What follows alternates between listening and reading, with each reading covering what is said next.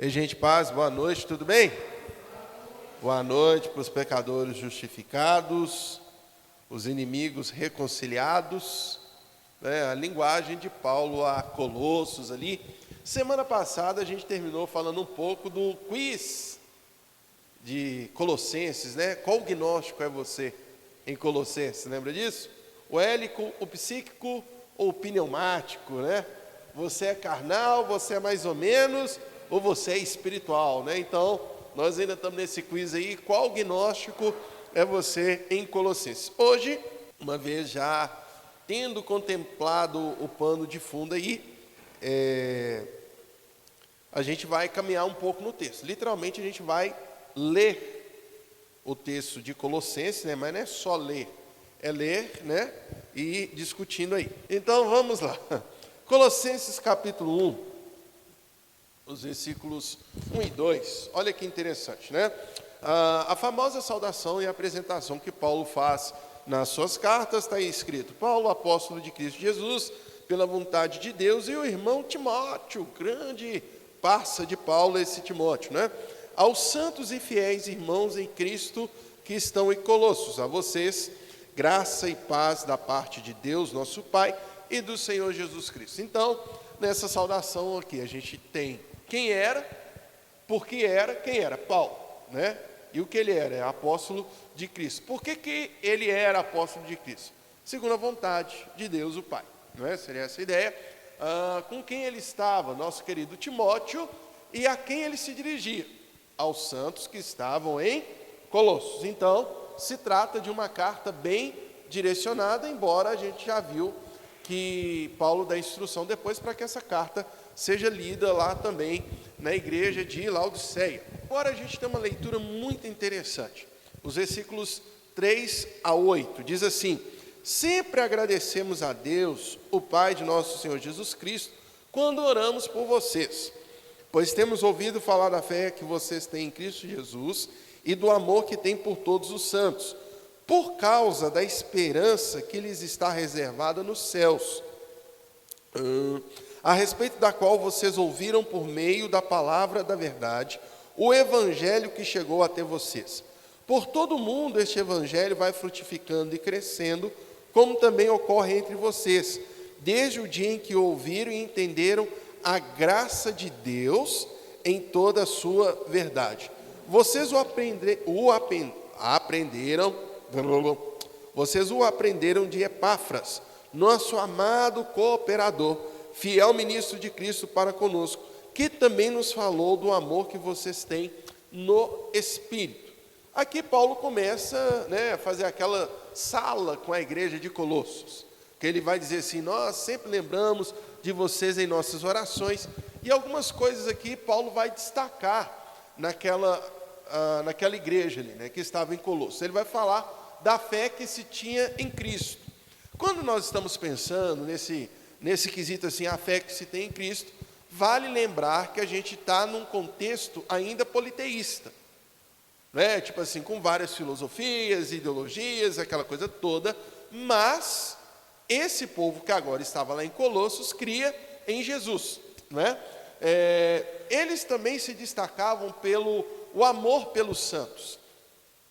Aí você está pensando assim: será que eles eram devotos? Não nesse sentido de santos, né? Mas santos nos irmãos em Cristo.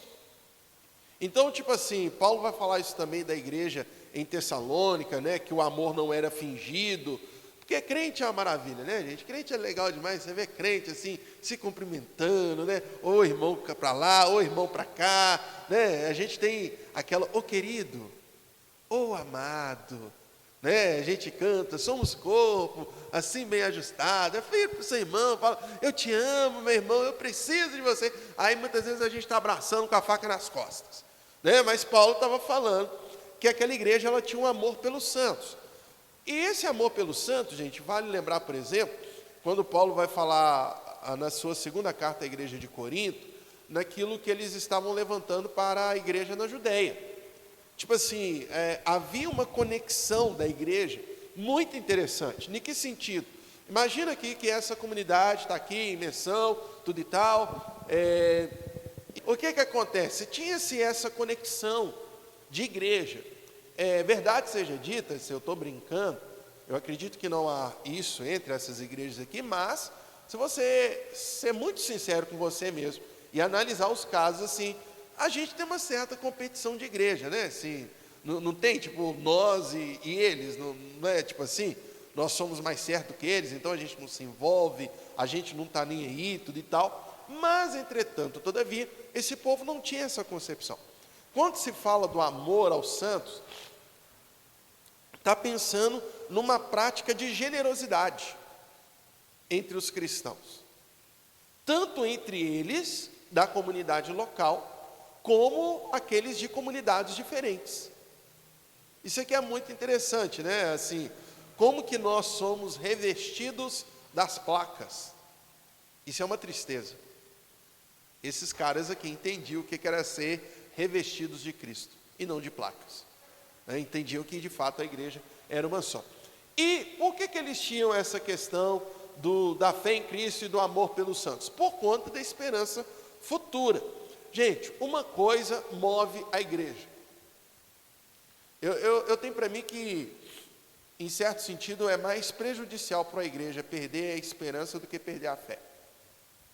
O que move a igreja é a esperança. A gente está conectado por fé, mas o que move a gente é esperança. Não é? Tipo assim, se você, em algum momento da sua vida, falar assim, não, eu sou somente um amontoado de carbono, de átomos de carbono, e no dia que eu morri, acabou tudo, vai dar tela preta, pronto, nunca mais, não tem sentido você estar aqui, não tem sentido você vir aqui todo domingo e cantar, e se joga, né, aquela coisa toda, e chora na palavra. Tem sentido isso? Qual é a esperança do cristão, velho? Por que os nossos irmãos lá atrás morriam, né, nas arenas? Tem uma canção antiga que diz assim, eu queria ver a bravura dos santos enfrentando os leões em plena arena, né? Aquela coisa toda assim. Ô, gente, verdade seja dita. A gente vê muita gente assim, faz loucura para o time de futebol, meu irmão, mas se o Cruzeiro depender de eu ficar na arena enfrentando leão por conta dele, banana para o Cruzeiro. Agora, eu tenho esperança de que se eu bater as botas agora, ser arrebatado, ou na velhice, eu estarei com ele por toda a eternidade. Isso é esperança, é isso que nos move, né? E Paulo está falando disso, da esperança que aquela igreja tinha. Ou seja, a esperança produz firmeza. Isso é muito legal. Esperança produz firmeza. Por exemplo, né? Quem aqui trabalha por amor? Quem aqui trabalha por amor? Eu levanto todo dia, campeão, vencedor, tô afizão de trabalhar, velho. A gente trabalha na esperança que no dia tal a gente vai receber. É ou não é? Ou seja, é a esperança que mantém a firmeza. É a esperança que te leva a pegar o busão lotado e falar assim, não, tal dia eu vou receber no nome de Jesus e Deus abençoe que a gente receba, né? Glória, aleluia. Então, tudo isso aqui que Paulo estava sabendo, vale lembrar que ele não conhecia aquela igreja pessoalmente. Era por conta do irmão Epáfras. E é muito legal que Paulo vai dizer que isso aqui é a base do evangelho de Jesus Cristo, o evangelho que chegou para aquela igreja em Colossos. E Paulo vai falar um negócio muito interessante também, que esse evangelho estava crescendo no mundo todo. Quem tem uma visão panorâmica aí do Novo Testamento, sabe que a partir da perseguição em Jerusalém, as igrejas vão sendo plantadas. E lá vai o evangelho, e é por isso que nós estamos até aí. Então, essas aqui são as boas notícias que Paulo tinha em relação àquela igreja. Agora eu quero ler com vós micês o versículo 9. E para isso aqui, nós vamos precisar, e muito, da aula de quinta passada. Vamos lá? Diz assim, por essa razão, desde o dia em que o ouvimos quem? Epáfras, o X9 do Senhor. Não deixamos de orar por vocês e de pedir que sejam cheios do pleno conhecimento da vontade de Deus, com toda a sabedoria e entendimento espiritual. Outra glória, né? Olha aí, ó. Vai desembocando o vaso, Senhor. Gente, vamos lembrar que semana passada, da nossa aula, qual era a treta que estava acontecendo na igreja de Colossos? O tal do gnosticismo. E você lembra que o ideal do gnosticismo é o pleno conhecimento que leva a ele parece até redundância, né? Mas que leva à elevação espiritual. Olha o que Paulão está fazendo. Alguns aqui, críticos do nosso amigo Paulo, vão falar assim, que absurdo, Paulo utilizando um linguajar da heresia para explicar a verdade. Na verdade, é como se Paulo estivesse provocando. Paulo provocativo, um cara sagaz, inteligente, assim. Não deixamos de orar por vocês e de pedir que sejam cheios do pleno conhecimento. Ora, o gnosticismo está falando desse tal de conhecimento. Mas como assim? Conhecimento de quê? Da vontade de Deus, com toda a sabedoria e entendimento espiritual. Então Paulo está falando assim, você quer falar de conhecimento, gnosticismo? Então nós vamos falar. Só que, o que eu oro por vocês, não é que vocês se tornem pneumáticos, mas que vocês se tornem conhecedores da vontade de Deus. Seria essa a ideia aqui. E olha só que interessante, a palavra que nosso querido Paulão vai usar ali para conhecimento é do grego epnosis. Desculpa a minha pronúncia, viu? Mas é o sotaque mais do norte da Grécia. Então, essa é a palavra que Paulo vai usar. Epnosis significa conhecimento de um determinado ponto, direcionado para um determinado objeto. Percepção, discernimento, reconhecimento. Seria essa a ideia. Não é isso que o gnosticismo quer? Então é isso que o gnosticismo vai tomar. Conhecimento. Conhecimento de quê? Da vontade de Deus, do Evangelho de Cristo Jesus. Não é? Aí Paulo continua o texto, vamos lá, Colossenses capítulo 1, Colossenses 1, 10 a 12. Diz assim, e isso para que vocês vivam de maneira digna do Senhor. Para que ter esse tal de conhecimento pleno? Versículo 10. Isso para que vocês vivam de maneira digna do Senhor e em tudo possam agradá-lo, frutificando em toda boa obra, crescendo no conhecimento de Deus. Olha o tal do conhecimento aparecendo aí de novo. E sendo fortalecidos com todo o poder, de acordo com a força da sua glória, para que tenham toda a perseverança e paciência com alegria, dando graças ao Pai que nos tornou dignos de participar da herança dos santos no reino da luz. Daqui a pouco esse reino aí vai aparecer de novo. Gente, vamos lá. Primeira coisa ali que eu destaco nessa parte da carta, quando Paulo fala assim, viver de maneira digna do Senhor. Olha só, o que seria viver de maneira digna? A gente tem que tomar cuidado com a leitura, para a gente não imaginar assim que eu posso ser digno de alguma coisa. Esse ser digno aqui não é o que me torna merecedor do Senhor, daquilo que Ele faz ou de alguma coisa. Esse digno aqui é traduzido como de acordo com. Pega, por exemplo, isso vai aparecer lá em Efésios capítulo 4, quando Paulo vai dizer assim, vivam de acordo com a vocação que receberam, ou dignos da vocação que receberam. Exemplo, pensa aí num policial federal, pensou? O cara é uma autoridade, sim ou não? O cara fez concurso, aquela coisa toda, que ele seja honesto. A ideia é que haja de acordo com a posição que ocupa. Essa que é a ideia do ser digno, de viver de maneira digna com a vocação. Tipo assim, Paulo está falando, haja de maneira com a posição a qual você ocupa. Então, tipo assim, se você fala assim, eu sou cristão, o que eu tenho que esperar de você? Que haja de acordo com aquilo que é cristão. Essa que é a grande questão. Aí vamos lá. Como assim viver de forma digna, de acordo? Primeira coisa, você vai manifestar as boas obras. Ah, de novo, você vai falar desse negócio de obra, de boa obra, mas isso não pressupõe mérito? Não. Lembra de Efésios capítulo 2, versículos 8 e 9?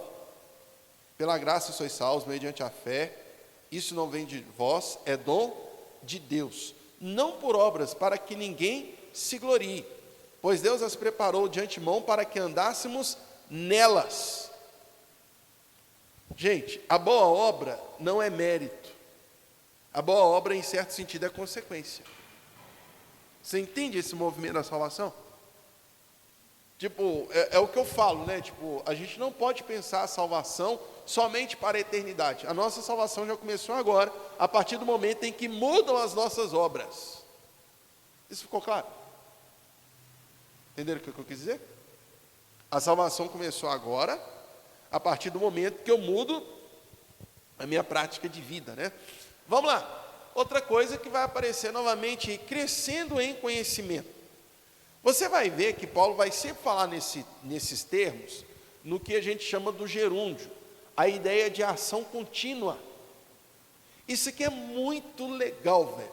Muito, muito legal, crescendo no conhecimento. Por que eu estou falando hoje? O que eu quero dizer com isso?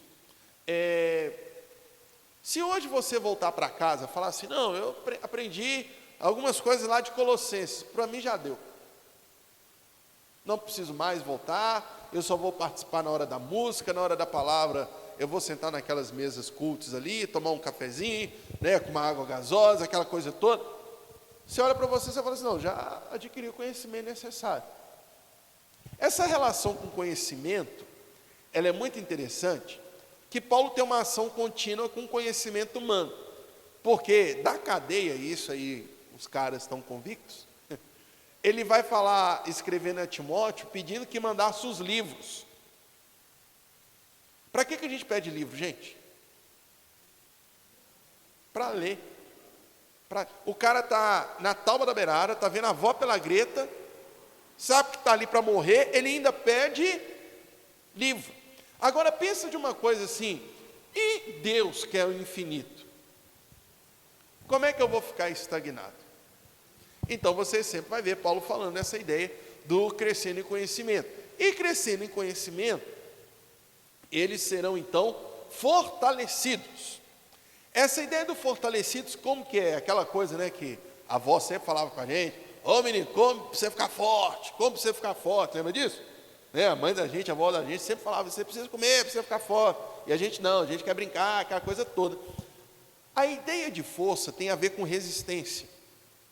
Mas essa resistência aqui que Paulo está pensando, se o crescimento se dá pelo conhecimento, resistir o que então que Paulo está pensando será? Se é pelo conhecimento que eu sou fortalecido, então será que não é para resistir a algum outro tipo de conhecimento? Se Paulo está falando assim, é a mesma coisa, se você participa de um debate, o que você diz é verdade, mas você não sabe tudo sobre essa verdade, alguém que conhece bem uma mentira pode te vencer no debate. Entenderam meu raciocínio? Se você não conhece bem, né, uma verdade, alguém que conhece bem uma mentira pode te vencer no debate. Mas se você está bem municiado dos seus argumentos, você não leva a qualquer coisa. Tipo assim, igual por exemplo, tem muito crente que tem medo de ateu. Não é medo de ateu, não. Ah, você está sendo presunçoso. Não é sendo presunçoso. Mas tipo assim, o que eu vejo é que ateu Nutella derruba crente Nutella.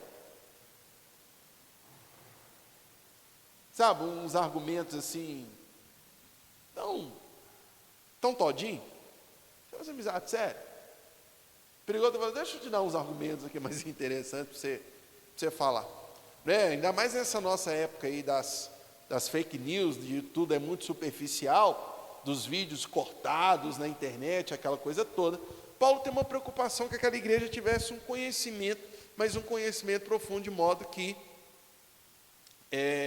ele fosse, como é que eu posso dizer, fortalecido para suportar a pressão da mentira. Vou te dar um exemplo clássico aqui para a gente partir. Você se lembra de Mateus capítulo 4? O que está escrito em Mateus capítulo 4? Jesus chorou, né? Não. A tentação de Jesus. Sim ou não? A tentação de Jesus. Olha, verdade seja dita, muitos de nós cristãos, ouvindo Satanás pregar naquele momento, a gente poderia dizer assim: aleluia, é forte, que bênção, fui tocado. Ele apresentou argumentos tentadores. Se é filho de Deus, manda que essas pedras se transformem em pães. Essa é a estratégia da mentira, usar de meias verdades. Daí que Paulo está falando, você vai ser fortalecido, de tal maneira que meias verdades não vão te derrubar, não é? Então, tudo isso que Paulo está falando aqui, gera na igreja perseverança e paciência com alegria, não é?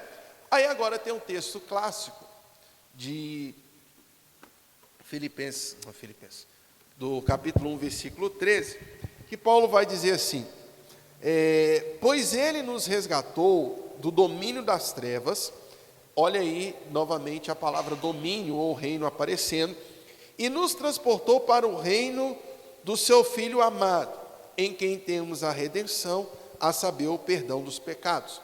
Aí Paulo aqui já começa a distribuir voador, porque se no gnosticismo a redenção se dá pelo pleno conhecimento, a iluminação, né, quase que atingindo o nirvana, pelo evangelho, onde que está a redenção?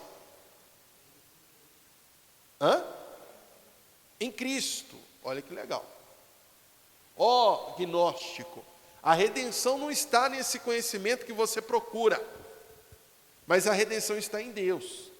Ele nos tirou do império das trevas e nos transportou para o reino do Filho do seu amor, né? Pagou um Uber Black lá para a gente, top, e nos transportou. Beleza. Agora, o que é esse Filho amado?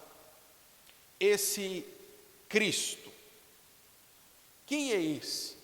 E aqui Paulão começa uma série que a gente precisa voltar lá na aula semana passada para a gente entender. Você se lembra que uma das coisas que o gnosticismo vai dizer é que a matéria é má. Lembra disso? Não é? Que a grande dificuldade do gnosticismo é entender, sendo Deus bom, como é que ele se fez carne. Ok? Então vamos lá. Primeira coisa, está no versículo 15, a parte A, que diz: ele é a imagem do Deus invisível. Paulo vai fazer uma coisa interessante aqui, porque João, por exemplo, vai dizer, né, se não me engano, João 1,18, que ninguém jamais viu a Deus, mas foi Jesus Cristo, o unigênito do Pai, quem o revelou, e vimos a sua glória, cheio de graça e de verdade. Interessante isso. Essa palavra que Paulo vai usar ali para imagem é do grego eikon. Significa, era um termo muito comum dentro da cultura grega, quando eles faziam as estátuas de personalidades. Lembra disso? Imperadores, não tinha suas imagens, aquelas coisas todas. Paulo está falando uma coisa muito legal. Ele tornou Deus palpável. Ele tornou Deus perceptível. Ele, usando uma linguagem platônica, tirou Deus do campo das ideias e o colocou no campo real, aqui, palpável. Aí João, eu fico com o eco de João, e vimos a sua glória, e o Verbo se fez carne e habitou entre nós. Ou seja, esse Deus que para muitos é só uma ideia, ele é real, mas ele é invisível. Ok, está aqui ele visível. Gente, eu acho tão legal João 14,6. Eu sou o caminho, a verdade e a vida. E olha o que Jesus fala: ninguém vai ao Pai a não ser por mim. O que ele diz? E ninguém vem ao Pai. Olha que doido. Há uma diferença muito grande entre vem e vai. Se eu falo vem, eu estou falando que o negócio está onde eu estou. Se eu falo vai, quer dizer que está em um ambiente diferente de onde eu estou. Olha que doido. Aí a gente lembra de Filipe, né? Senhor, mostra-nos o Pai. Aí Jesus, Filipe, você é juninho demais.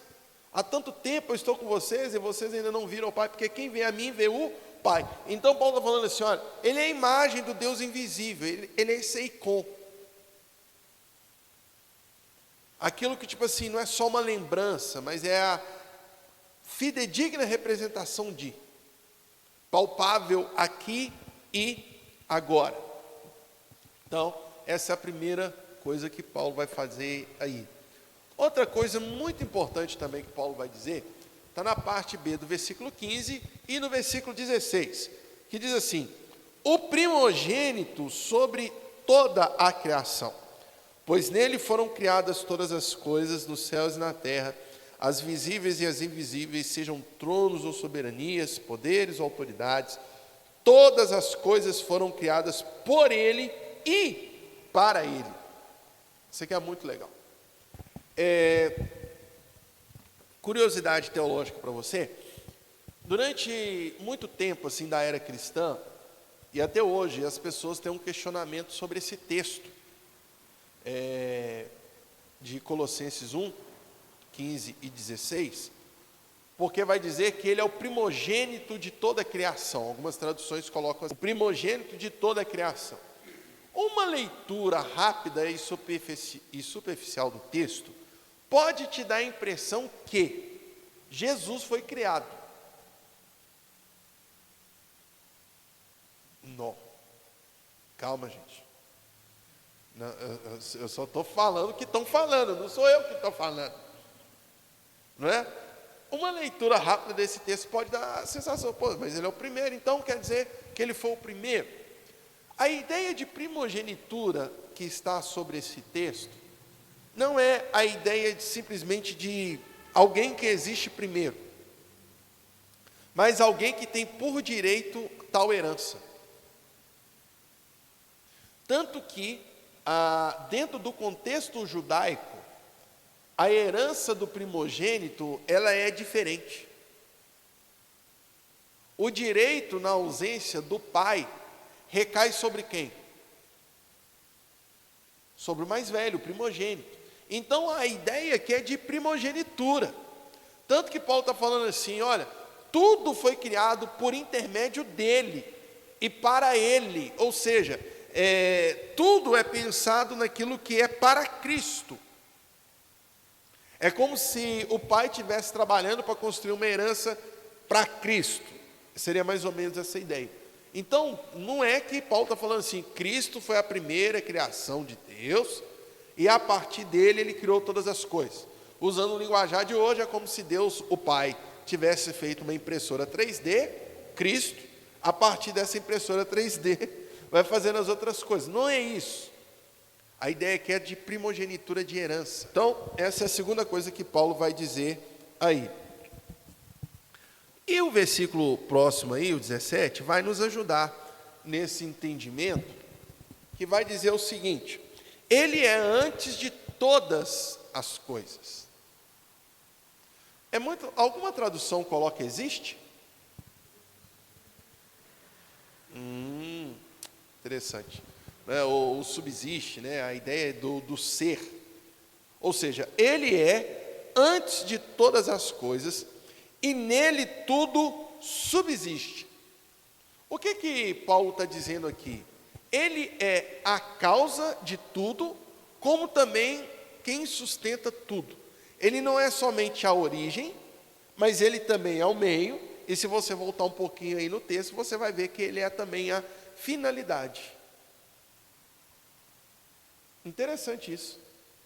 Por que Paulo está falando isso, gente? Lembra aí da semana passada, quando a gente está falando de gnosticismo, a gente vai lembrar que uma das coisas que o pessoal está discutindo é qual é a origem das coisas.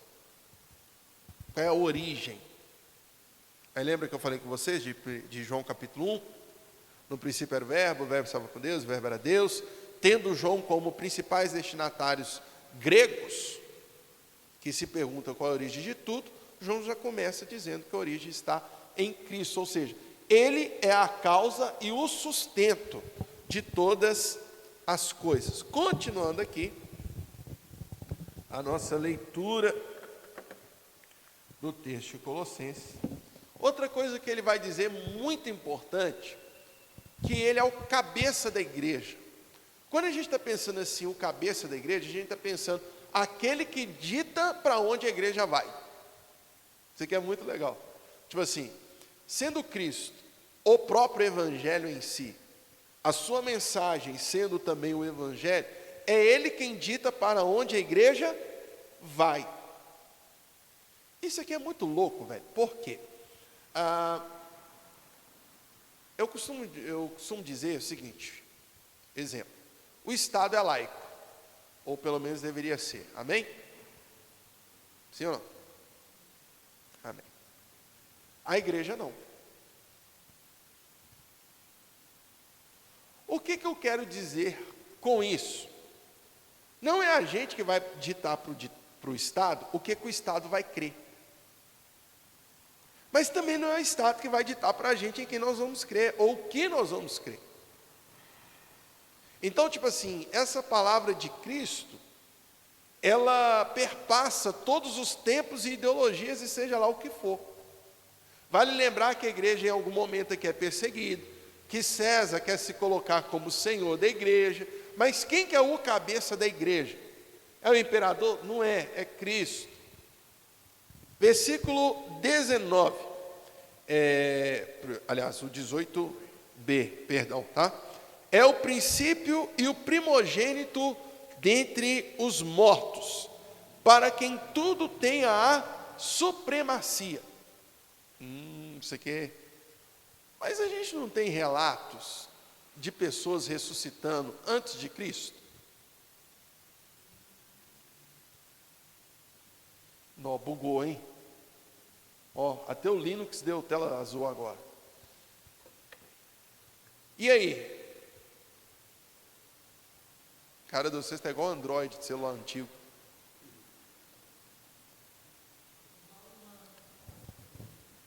Paulo que está falando aí, que ele é o primogênito dentre os mortos, né? Aquele que ressuscitou primeiro. Mas não teve, o próprio Jesus não ressuscitou uma turma lá, gente? Hã?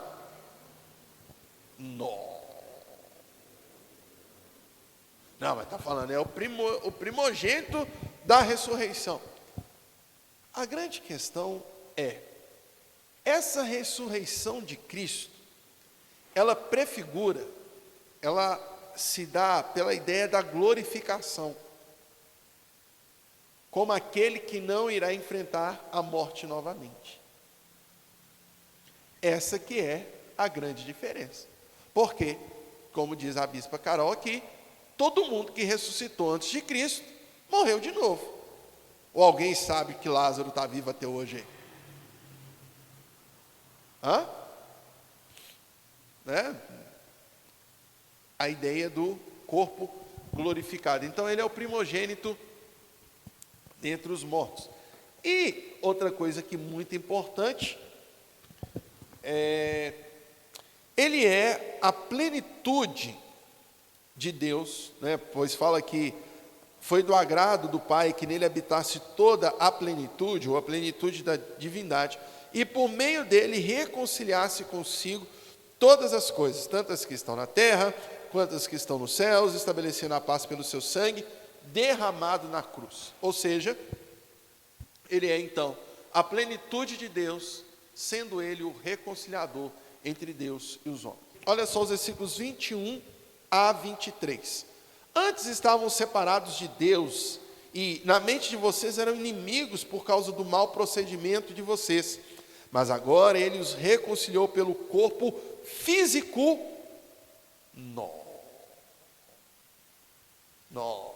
Tapa na cara do capeta, tapa na cara, não é? Reconciliou então por intermédio do corpo físico de Cristo, mediante a morte, para apresentá-los diante dele santos, inculpáveis e livres de qualquer acusação, desde que continuem alicerçados e firmes na fé, sem se afastarem da esperança do Evangelho, que vocês ouviram e que tem sido proclamado a todos que estão debaixo dos céus. Esse é o Evangelho do qual eu, Paulo, me tornei ministro. Paulo traça a linha do tempo aqui. Primeiro, por natureza, inimigos de Deus, lá no reino do império das trevas, mas reconciliados pelo corpo físico. Gente, isso é muito legal, parece assim que Paulo escreve assim, como quem não quer nada. Mas lembra que tem um tal do gnosticismo lá, e que diz que a matéria, o corpo físico é o quê? Ora, se eu sou reconciliado pelo corpo físico, Paulo está falando pela morte, pelo sangue. Então, reconciliados pelo corpo físico, pelo sacrifício, esse corpo aí que é mau. Agora, sendo reconciliados, nós somos justificados. Isso aqui é muito louco. O ser justificado, gente, não é não ter feito nada de errado. É não ser condenado, mesmo tendo feito algo de errado, a partir de algo bom que alguém fez. Essa é a ideia da justificação. Então você percebe que a gente tem acesso a Deus não pelo conhecimento. E o que acontece? O que Paulo vai dizer? Que ele se tornou ministro desse evangelho, o evangelho da reconciliação, né? Que Paulo vai dizer que é loucura, mas é loucura para aquele que se perde. Certo? Certo. O que Paulo vai dizer agora nos versículos 24 a 29? Olha que doido isso aqui. Agora me alegro em meus sofrimentos por vocês e completo no meu corpo o que resta das aflições de Cristo em favor do seu corpo, que é a igreja. Dela me tornei ministro de acordo com a responsabilidade por Deus a mim atribuída de apresentar-lhes plenamente a palavra de Deus. O mistério que esteve oculto durante épocas e gerações, mas que agora foi manifestado a seus santos.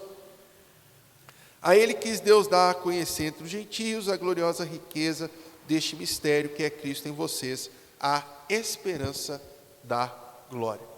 Nós o proclamamos, advertindo e ensinando a cada um com toda a sabedoria, para que apresentemos todo homem perfeito em Cristo. Para isso eu me esforço, lutando conforme a sua força, que atua poderosamente em mim. Eita, da glória, igreja. Vamos lá? O que Paulo está falando com aquela igreja? Paulo vai brincar com o termo corpo, né? Tipo assim, eu aflijo o meu corpo em favor do corpo de Cristo, que é a igreja. O que Paulo está falando? Cara, eu sofro todas as aflições do ministério, mas com o objetivo, o bem da igreja. E qual é o bem da igreja?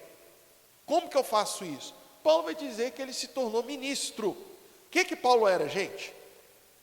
A nível ministerial. Ele era Não, ele era apóstolo. Não é? Paulo era apóstolo. Cada um. Olha só. Você se lembra lá de Atos capítulo 6? Há uma separação entre apóstolos e diáconos. Ali surge o ministério diaconal, diaconia, tudo e tal. Aquele que presta serviço. Porque os apóstolos se dedicavam à oração e que os apóstolos folgados, né? Põe os diáconos para trabalhar e eles ficam lá só no suco, né? Que é a coisa toda. Não. Na verdade, a oração e o ministério da palavra era um baita serviço prestado à igreja. Gente, eu falo, digo e repito, e não minto no Senhor. Eu detesto aquela frase, pregar é fácil. Pessoa que vira para mim, pregar é fácil. Ou pregar é a parte mais fácil do ministério. Eu me pergunto se tem parte fácil no ministério. A segunda pergunta que eu faço é, se pregar seria a mais fácil. Se tem uma coisa que é difícil, gente, é pregar. Porque quando a gente está pensando em pregar, a gente não está pensando só no que eu faço, mas no resultado que aquilo vai produzir. Então Paulo, é como se Paulo estivesse falando assim, eu lembro de eu pequeno, indo para a escola, minha mãe falava assim, Gustavo, toma cuidado lá na escola com quem você vai ouvir, não faz tudo que as pessoas falarem para você fazer, toma cuidado, Gustavo. Porque tipo assim, embora ela tenha me ensinado, chega uma hora que eu tenho que agir de acordo com aquilo que eu aprendi. Eu vou lidar com coisas contrárias àquilo que eu aprendi.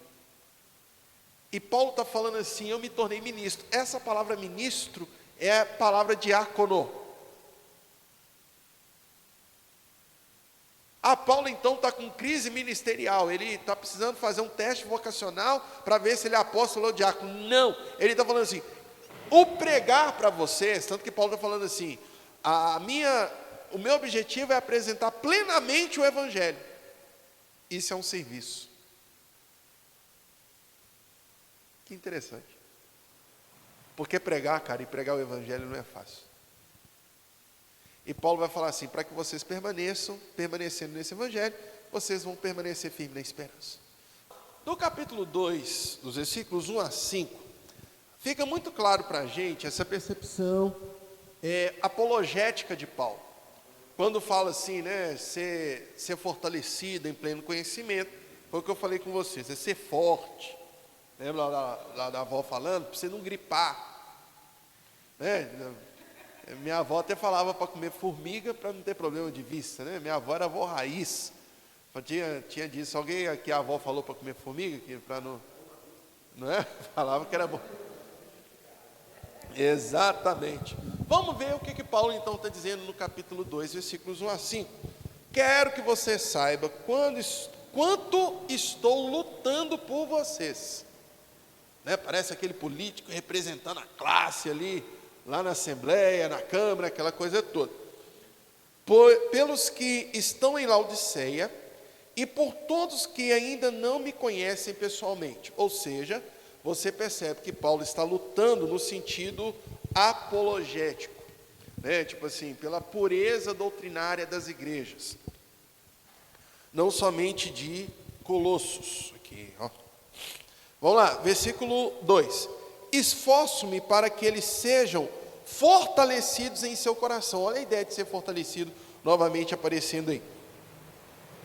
Estejam unidos em amor e alcancem toda a riqueza do pleno entendimento, a fim de conhecerem plenamente o mistério de Deus, a saber, Cristo.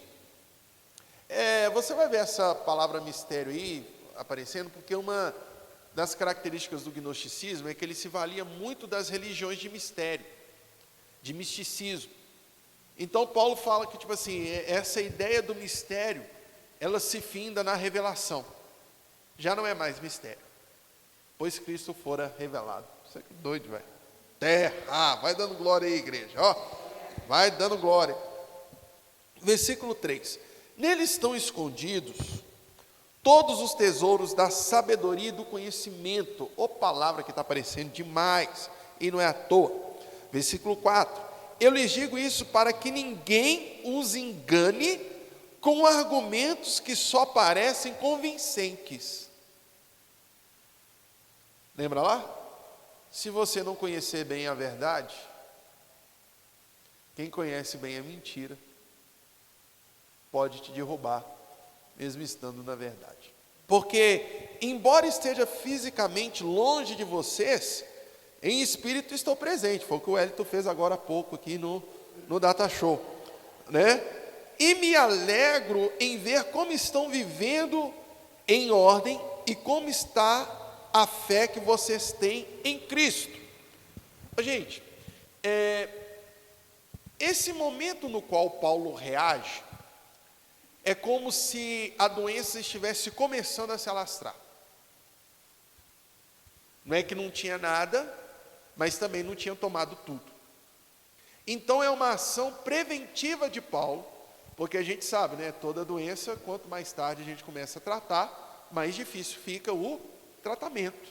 Viu? Eu sou de biológicas, de ciências médicas, eu estou desperdiçado no ministério pastoral. Veja, então Paulo, você percebe esse zelo, cara, e o versículo 4, ele é chave para o entendimento do que estava acontecendo em Colossos. Veja, eu lhes digo isso para que ninguém os engane com argumentos que só parecem convincentes. Argumentos que só parecem convincentes. Sabe qual que é o difícil de ser cristão? Assim, está firmado na verdade? É que a gente não lida com mentiras absurdas.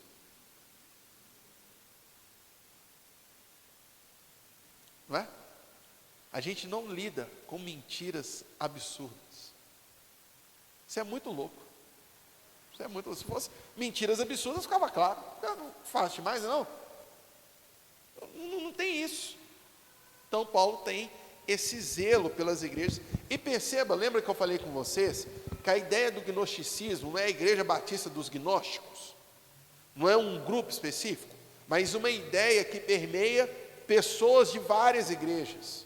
Daí a preocupação de Paulo, quando ele fala, né, tipo assim, dá a entender que a presença dele era bem ferrenha em relação ao tal do gnosticismo. Continuando, então vamos lá, a ameaça fantasma, isso aqui é muito legal.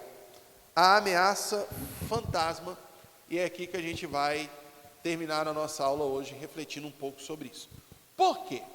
O tal do gnosticismo, se vós missês se lembram bem, tinha um problema muito sério com aquilo que a gente chama de carne, certo? Que falava que a carne era má. Quais eram os dois caminhos adotados pelo gnosticismo em relação à carne? E Paulo, então, agora, vai traçar, se até então ele estava traçando um paralelo entre Cristo e as questões existenciais, quando eu falo assim, existenciais da própria criação, da ideia da regeneração, como que se aguenta, como que se alcança isso, a ideia da esperança, né? Tudo gira em torno de Cristo. Mas espera aí, e no que tange a carne? O que Cristo tem a dizer sobre nós? Vamos lá, gente, Cristo é legalista ou Cristo é libertino? Aí os crentes são alvoroçados dentro da igreja, né? Os libertinos falam, ele é libertino, tudo e tal, Jesus é mó doido, uhul, né? Legalize já, tal. Aí os crentes legalistas, não, na casa de Jesus nem televisão tinha, e eu não minto, porque não tinha televisão naquela época, não é? Tipo assim, mentindo eu não estou, não tinha televisão naquela época, não tinha televisão na casa de ninguém. Não, Jesus não jogaria bola, misericórdia, que misericórdia essa igreja, fazendo atividade física aqui, não pode, é pecado. Era uma maneira que a turma lidava com a carne. Aí Paulão, a gente conhece Paulo, né? Pensa um cara que batia sem dó, era o tal do Paulo. E olha só o que ele fala com a turma aqui, a partir do versículo 6. Portanto, assim como vocês receberam Cristo Jesus, o Senhor, continuem a viver nele, enraizados e edificados nele, firmados na fé, como foram ensinados, transbordando em gratidão. Aí Paulo se está falando lá em cima, no versículo 4, dos argumentos falaciosos.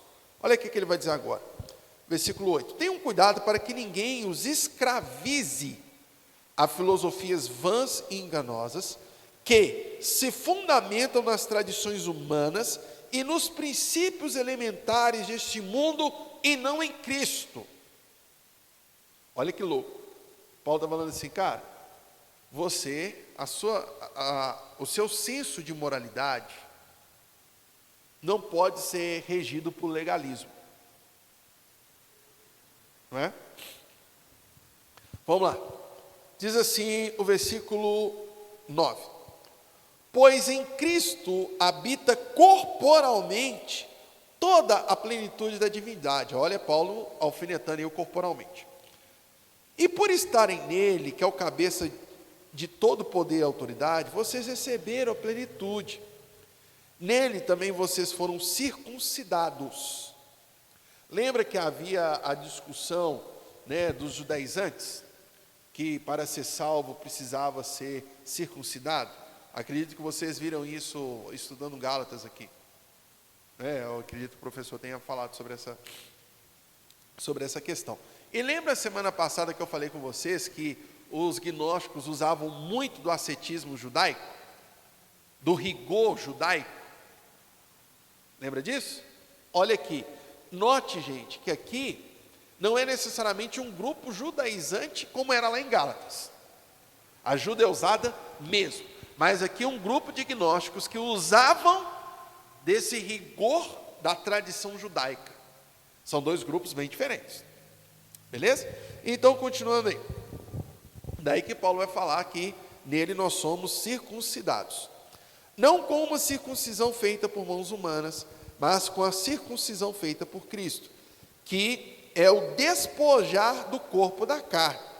Isso aconteceu quando vocês foram sepultados com ele no batismo, na regeneração, no novo nascimento. E com ele foram ressuscitados mediante a fé no poder de Deus que o ressuscitou dentre os mortos. Ou seja, uma vida nova, um novo patamar. 13. Quando vocês estavam mortos em pecados e na circuncisão da sua carne, Deus os vivificou com Cristo. Ele nos perdoou todas as transgressões e cancelou a escrita da dívida que consistia em ordenanças, que nos era contrária.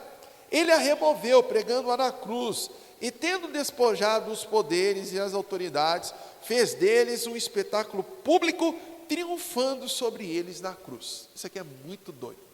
Quando Paulo fala que havia uma dívida que era contra nós, que consistia em ordenanças, gente, qual é a ideia que muitas pessoas têm do vulgo crente?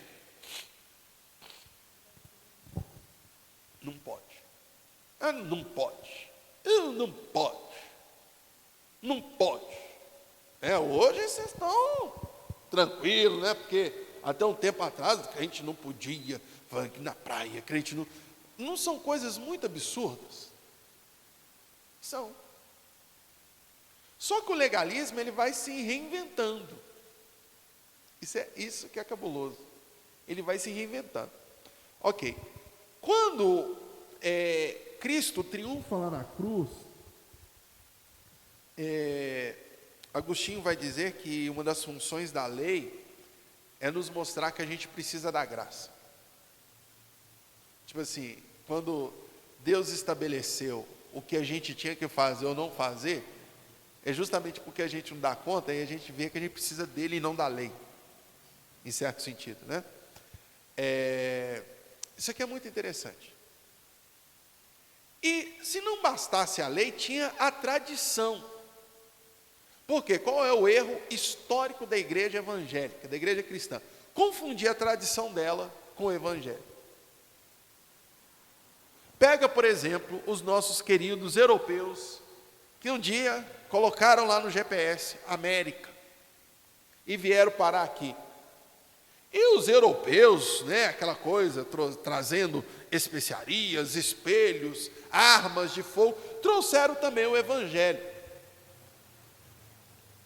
Só que quem conhece um pouquinho da história da América sabe que o que eles chamaram de evangelho, na verdade, foi um processo de impor uma cultura. E há resquícios disso na nossa religiosidade. Por exemplo, é muito comum um pastor usar o que, gente? Roupinha de ver Jesus. A roupinha de ver Jesus.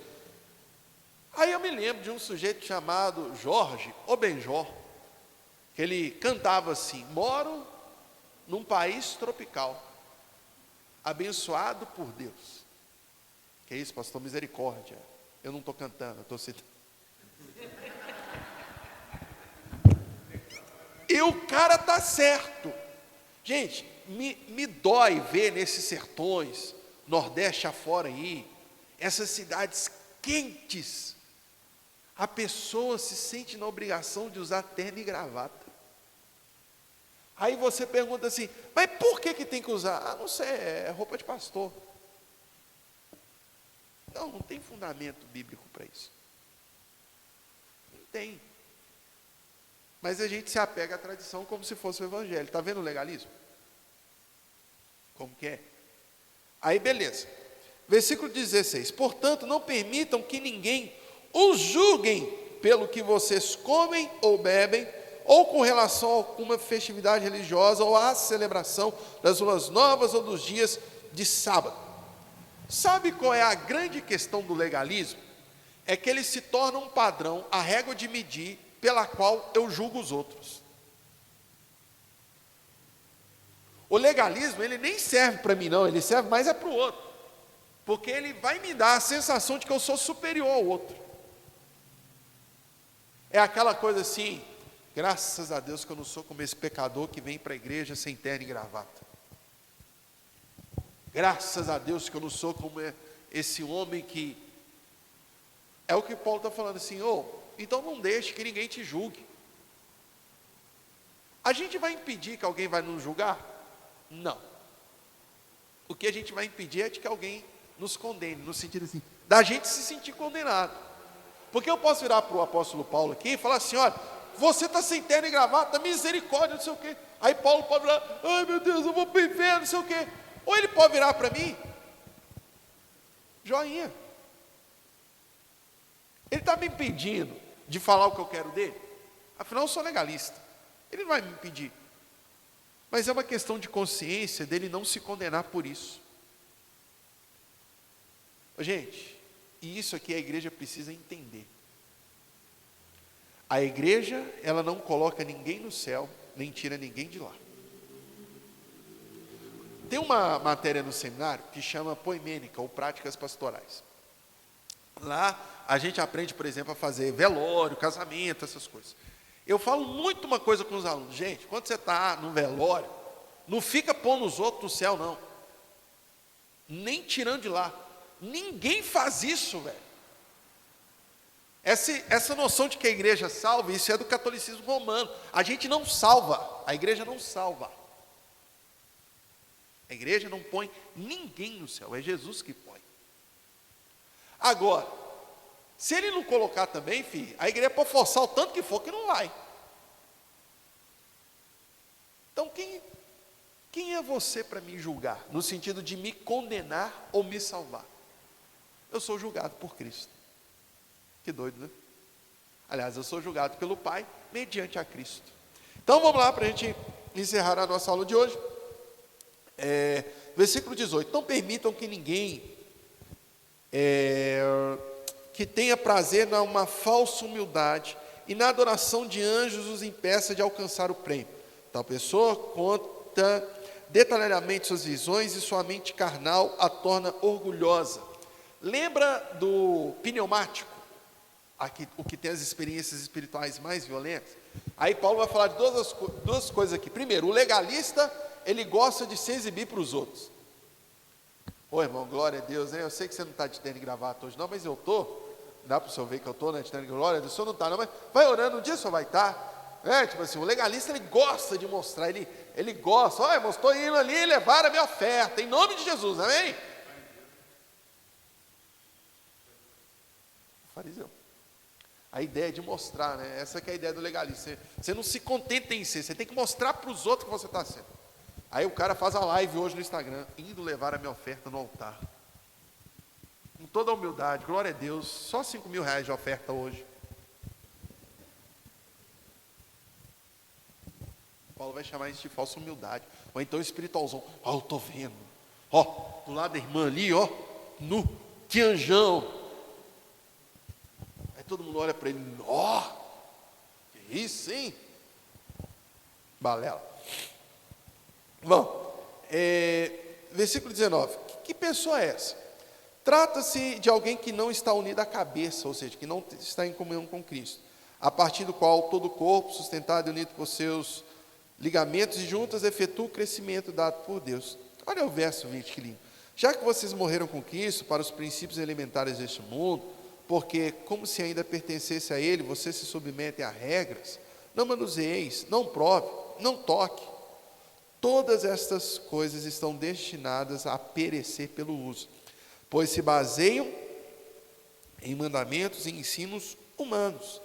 Essas regras têm, de fato, aparência de sabedoria, com sua pretensa religiosidade, falsa humildade e severidade com o corpo, mas não tem valor algum para refrear os impulsos da carne. Nó! Ou seja, legalismo não torna ninguém mais santo, só torna mais hipócrita. Assim, encerramos, porque o Evangelho é diferente de legalismo.